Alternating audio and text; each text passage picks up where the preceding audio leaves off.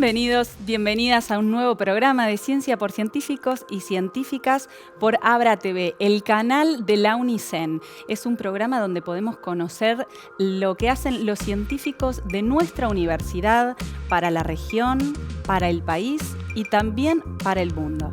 Así, en el programa de hoy vamos a conocer, como siempre, la actualidad científica. Vamos a tratar de entender cómo poner límites, pero no como madres o padres, sino como nación. Y el problema de los camiones que entran y salen al puerto de Quequén. Estudiantes de logística de la UNICEN pensaron una solución que vamos a conocer hoy.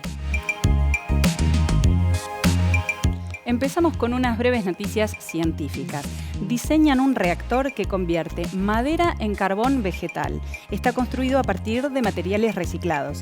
Según la Comisión de Investigaciones Científicas de la provincia, es de bajo costo y accesible. El reactor produce una especie de carbón que sirve para descontaminar el agua. Remueve arsénico, pesticidas o metales pesados. El proyecto es de interés social porque tiene pequeñas comunidades de la provincia que no tienen acceso al agua de red. Tiene también un gran impacto científico porque podría tener aplicaciones en catálisis y almacenamiento de energía. Explican el origen de un tipo de galaxias. Lo hizo un equipo internacional liderado por 2 investigadores de la Universidad Nacional de Córdoba y una investigadora de la Universidad de California. Se trata de galaxias ultradifusas, rojas y de gran tamaño. Según Facundo Rodríguez, del Instituto de Astronomía Teórica y Experimental, son galaxias que, digamos que se están apagando, pero que al contrario de lo que ocurre en otras, permanecen bien aisladas.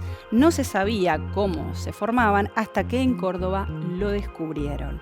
Parece que se formaron cerca de grandes cúmulos de galaxias de las que formaron parte, pero de las que después fueron expulsadas y ahí quedaron como una galaxia solitaria y final. Vamos a viajar ahora al pasado, más precisamente a la época colonial. Vamos a hacerlo con Nahuel Vasallo. Él es licenciado y profesor en Historia e investigador del CONICET en la UNICEN, en el Centro de Estudios Sociales de América Latina y la Comisión de Investigaciones Científicas de la provincia de Buenos Aires. Bienvenido, Nahuel. Muchas gracias. Bueno, Nahuel, ¿cómo se establecieron los límites que conocemos hoy? Es un proceso muy extenso y muy complejo, como decimos siempre los historiadores, pero en este marco en particular, la frontera sur de Buenos Aires está marcada por una serie de características específicas del contexto, de un contexto que es bastante más amplio que únicamente la región, lo que conocemos hoy como la región bonaerense. Pensemos que Buenos Aires, desde las primeras décadas del siglo XVIII, está atravesada por procesos de transformación, de crecimiento, de cambio político, económico y naturalmente social y territorial, que tienen que ver con transformaciones en su vinculación con el mundo atlántico en el marco de la monarquía española, claro, de la cual era un territorio al cual pertenecía. En este contexto, el periodo central del siglo XVIII, un periodo menos conocido y menos abordado en general por las investigaciones, en general más interesadas por el periodo virreinal de las últimas décadas del siglo XVIII y la consecuente independencia, se caracteriza por la conformación de un espacio fronterizo en el cual confluyen diferentes actores históricos. Actores históricos en términos individuales y en términos colectivos. Y entre ellos, los que se destacan en el marco de este proceso son naturalmente las sociedades indígenas independientes del poder español, que son quienes marcan este espacio de frontera en tanto alteridad, en tanto diferencia, y particularmente desde el lado español, podríamos decir, las autoridades locales, el cabildo, los gobernadores y la Compañía de Jesús, que tiene un protagonismo particular en este contexto. ¿Y qué pasaba en esas fronteras? ¿Cómo fue el proceso para establecerlas? La cuestión del establecimiento de las fronteras siempre implica en contextos como el del antiguo régimen, en el periodo colonial, una dinámica diferente a la que tenemos acostumbrado a pensar en relación a los estados nacionales construidos desde el siglo XIX y XX. Fundamentalmente porque esos límites, entendidos como parte de los territorios, en definitiva, del rey de España, en la práctica eran ocupados mayoritariamente, si pensamos en el territorio pampeano y patagónico, por poblaciones nativas que no respondían a esas autoridades. Claro. Entonces, allí lo que se conforma, pensemos aparte que en ese contexto Buenos Aires y su campaña no se extiende más allá de la franja litoral del Río de la Plata, y el referente territorial más lejano, podríamos decir, sería el Río Salado, que luego también será un referente muy importante en el siglo siguiente, en el siglo XIX. Ahora bien, allí confluyen, como decíamos previamente, sociedades alternas, sociedades diferenciadas entre sí, pero que interactúan en marcos de conflictividad y de paz, por caracterizarlo en términos muy generales, ¿no es cierto? Tradicionalmente siempre se pensó o se postuló a la frontera con las sociedades nativas como una frontera muy belicosa, marcada constantemente por los enfrentamientos, los malones, la guerra. Las investigaciones de las últimas décadas y para este periodo en particular han mostrado que, en primer lugar, es mucho más claro hablar de ciclos de conflicto, momentos de ascenso de la conflictividad caracterizadas por incursiones, ataques, tanto de los propios nativos sobre las estancias de haciendas porteñas, como por parte del propio cabildo o el gobierno español, como reprimenda o como búsqueda de avance territorial. Claro. En ese marco, la actuación de los jesuitas que mencionábamos previamente tiene que ver con un proceso de avance territorial que transpone por primera vez el territorio fronterizo pensando en el río Salado. La primera reducción, la primera misión organizada por los jesuitas entre los nativos pampas, que se funda en 1740, se funda en la desembocadura del río Salado, en cercanías de la bahía de San Borombón, y posteriormente abrieron paso a un proceso de nuevas misiones que alcanzaron hasta lo que conocemos hoy justamente por los padres jesuitas, la Sierra de los Padres, en las cercanías de Mar del Plata. El objetivo fundamental de este avance tiene que ver con controlar el territorio por medio de la población, como una política que se diferencia de la de otros actores que en el mismo contexto ponderaban más bien un avance de orden militar o militarizado sobre la frontera. Esto cambia un poquito, tal vez, la visión que tenemos de los jesuitas, sobre todo instalada en la escuela, como un rol mucho más pacífico y benevolente, pero en realidad era una estrategia diferente. Efectivamente era una estrategia diferente que en contextos como este está mucho más en línea con la política de la monarquía de poblar y no de establecer fuertes o de avanzar por medios militares. Ajá. Ahí hay una correlación importante. Qué interesante esto de que los límites no solamente son geográficos, ¿no? Sino que son sociales también. Exactamente, son construcciones sociales, son relaciones sociales. Exacto. Y el hecho de que exista esta diferencia, esta alteridad, no implica que no exista el vínculo. Y aquí es lo que hace más, no solamente más interesante, sino mucho más complejo para pensar estas sociedades, porque tenemos que ponderar no solamente el desarrollo de vínculos conflictivos o vínculos pacíficos, sobre todo por la vía del comercio, sino alianzas que pueden durar años o alianzas que pueden durar unos pocos meses a partir de la ruptura de una de las partes en el marco de inclusive circulación de la información o acciones concretas que van en desmedro de esos acuerdos precedentes. En este mismo contexto, por ejemplo, al poco tiempo de fundarse la primera reducción de pampas en 1740, esto fue en el mes de mayo de ese año, a finales de ese año tenemos la primera gran incursión, por lo menos para el siglo XVIII, de nativos pampas y serranos sobre las estancias de la campaña porteña. Claro. Esto sería una contradicción en primera instancia. Bueno, hay un acuerdo de paz, pero por otro lado hay un ataque. La primera cuestión es que es preciso ponderar la diversidad de esa población nativa, que muchas veces en la documentación aparece como conjuntos bastante homogéneos, definidos por una etiqueta étnica, pampa, serrano o un cacicazgo, pero que en la práctica son actores con agencia histórica cuyos objetivos e intereses es preciso desentrañar de una forma mediada siempre por medio de las propias fuentes españolas, porque lamentablemente no tenemos información escrita directa producida por ellos. Entonces, en esa diversidad explica el hecho que esa incursión, ese ataque sobre la frontera pampeana responde, por un lado, a un ataque precedente que se había desarrollado el año anterior por parte de un maestre de campo de milicias, y por otra parte a que no eran las mismas parcialidades nativas, sino que respondían a otros liderazgos y que por esa razón digamos, confluyeron en el mismo contexto un proceso de población con miras a la pacificación y un proceso marcado por un conflicto más de orden bélico, podríamos decirlo. O sea que vos estás describiendo una frontera muy dinámica, muy, muy viva, y desde hace tiempo parecieran mucho más estáticas las fronteras. Las fronteras que conocemos hoy, ¿van a quedar así o pueden cambiar todavía? No puedo responderte sí o no van a cambiar. No, porque vos trabajas sobre el pasado. Pero es ponderando las transformaciones territoriales que vos también mencionaste un poco antes a lo largo del tiempo, sería bastante natural que así fuera. Porque en definitiva responden a no solamente procesos históricos de construcción de límites geográficos entre sociedades, muchas veces implantados por decisiones externas a las propias comunidades locales, sino que además responden a una forma de pensar la organización del territorio. O sea, Nahuel, que entonces no está todo dicho en materia de fronteras. Para nada. Si algo nos enseña el conocimiento histórico, que todo el tiempo nos va sumando elementos de complejidad para pensar estas sociedades en el tiempo y a lo largo del tiempo, es que estos límites, estas fronteras, pueden cambiar todo el tiempo a partir no solamente de la propia ocupación y disposición territorial, sino de la lógica a partir de la cual el territorio es ocupado. Entonces, de ese modo, tenemos innumerables ejemplos que dan cuenta de no solamente los conflictos y tensiones instados o generados en estos espacios, sino también cómo se construyen modos de convivir que también es preciso desentrañar.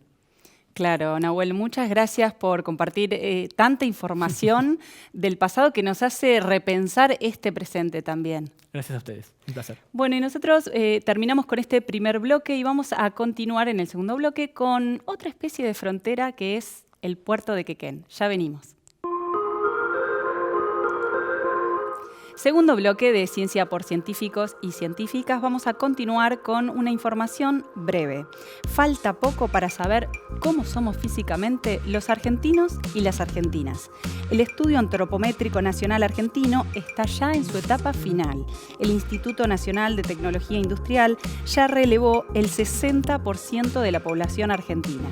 Usan una tecnología de escaneo corporal 3D que nunca antes se había aplicado en el país. El resultado del estudio será parte de la primera base de datos nacional de medidas antropométricas. Va a permitir tener una tabla de medidas corporales propia de la Argentina. Servirá, por ejemplo, para aplicar mejor la ley de talles en nuestro país, entre otras cosas. Vamos a conversar ahora sobre la logística en el puerto de Quequén. Para eso vamos a conectar enseguida con la doctora Paula Tristán. Ella es ingeniera en sistemas y profesora de planificación del transporte en la licenciatura en Logística Integral de la UNICEN. Bienvenida, Paula. Muchas gracias. Es un gran honor para mí estar aquí presente en representación de la sede de Quequén. Paula, empecemos por lo básico. ¿Qué es la logística? La logística es una ciencia transversal hoy día a todos los procesos económicos, a todas las actividades económicas. Siempre hay una parte de logística. Y básicamente lo que trata es de encontrar la solución más eficiente a los problemas en general del movimiento de las personas o de las mercancías. Esa es, a grandes rasgos, lo que trata la logística integral. Bien, y entonces, ¿cómo les llegó a ustedes el problema de la logística en particular hacia y desde el puerto de Quequén y qué solución plantearon? Mirá, como vos bien dijiste, yo soy docente de la Cátedra de Planificación del Transporte y desde hace algunos años que me propuse que los alumnos y los docentes y la universidad salga a la calle y salga a tratar de encontrar las soluciones a los problemas que la ciudad demande. En este sentido, nosotros arrancamos a trabajar en este proyecto en el año 2017-2018 y fue justamente el año en donde en el puerto de Quequén se comenzó a construir una nueva terminal elevadora Y bueno, ahí se empezó a pensar que cuántos camiones más iban a pasar a circular por Quequén, por la ciudad, cuánto iban a interferir con la vida cotidiana de las personas. Así que fue en ese momento en donde dijimos, bueno, es un buen momento y es un buen tema porque es de interés para nuestra comunidad y de interés para nuestros estudiantes. Así que bueno, en el año 2018 comenzamos entonces con esta tarea de hacer el modelado, o sea, hacer una modelización exacta y precisa de lo que es el tránsito de camiones desde y hacia Puerto Quequén. Para lo cual hicimos un relevamiento exhaustivo de toda la infraestructura vial, el, eh, el ancho de las calles, los semáforos, los tiempos semafóricos, las plantas de acopio, los orígenes y destinos de camiones.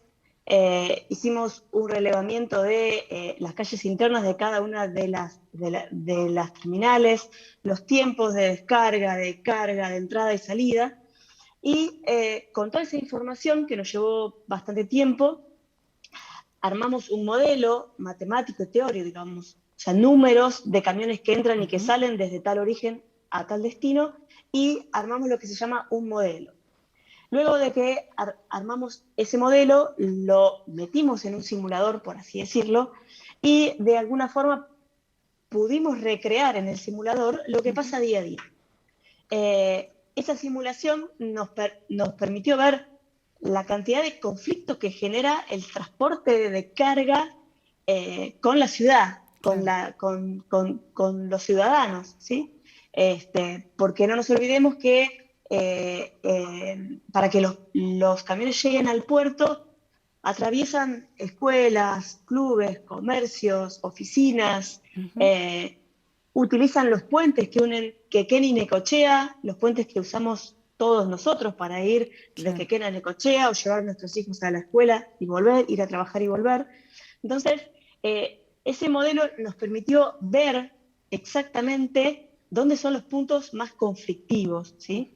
Y en ese contexto fue que, ante esa situación, lo que hicimos hacer una propuesta de mejora en donde lo que proponemos es un cambio de la circulación de los camiones,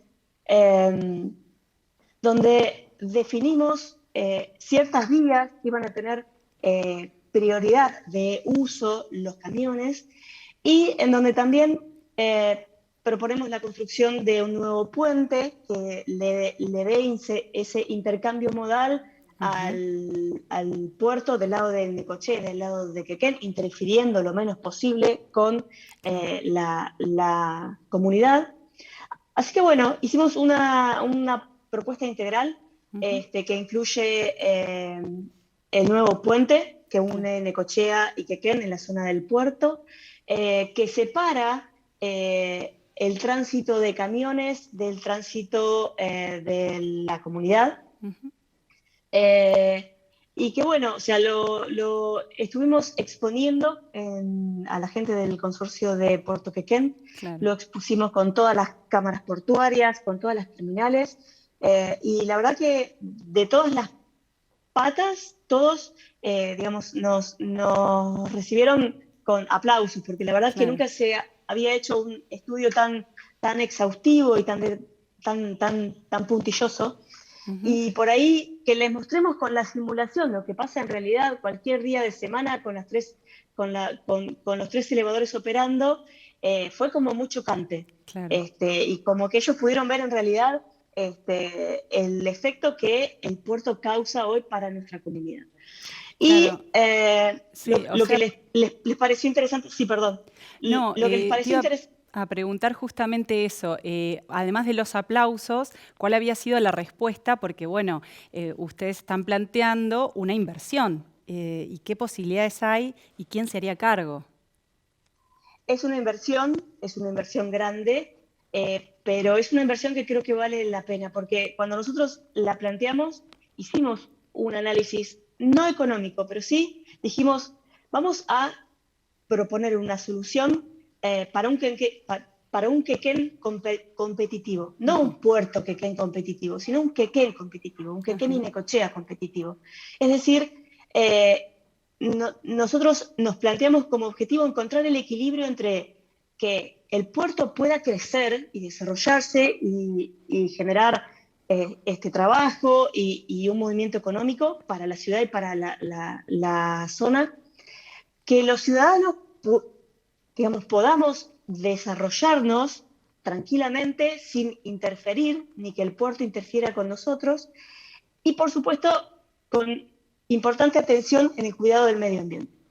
Esas tres patas fueron las que nosotros pusimos como objetivo para esto, para hacer un proyecto de un quequén competitivo, de un puerto competitivo y de una ciudad competitiva, ¿sí? En donde tratamos de encontrar un equilibrio entre esas tres patas. Por eso es que en nuestra solución definimos vías exclusivas para camiones que no interfieren con el resto del tránsito. Claro. Un nuevo puente que le saque todo el tránsito pesado a los otros dos puentes, al puente Irigoyen y al puente que se encuentra en la ruta. Claro.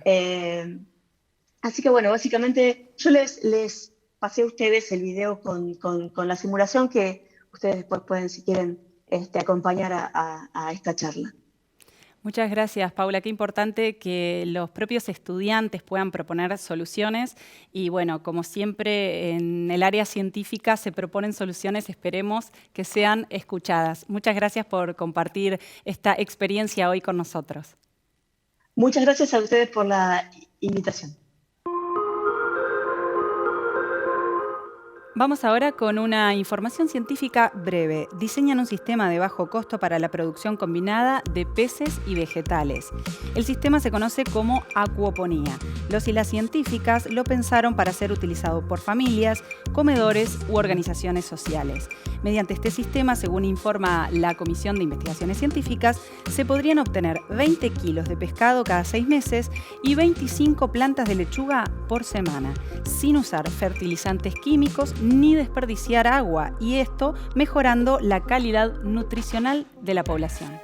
Esta es toda la información científica que tuvimos para compartir con ustedes. Esperamos que se hayan interesado, sorprendido con la ciencia que se hace en nuestra universidad, en la UNICEN, en la región, en el país. Para todos ustedes. Hasta la próxima.